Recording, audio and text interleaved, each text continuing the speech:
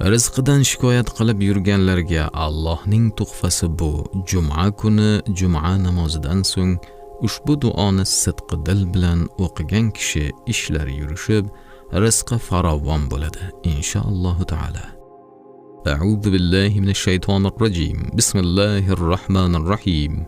Allahumma ya ghaniyyu ya hamidu ya mubdi'u ya mu'idu ya rahimu ya wadud.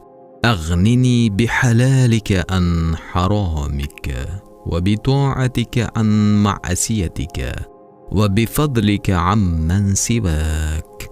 Ey g'ani, ey hamid, ey ijod etuvchi, ey marhamat sohibi va ey sevuvchi Allohim, haloling ila meni haromdan asragin, toating ila gunohdan meni uzoqlashtir.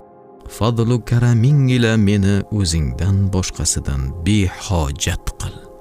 Marhamat, ushbu duoni har juma kuni juma namozidan so'ng 70 marotaba takrorlab yurishni odat qiling.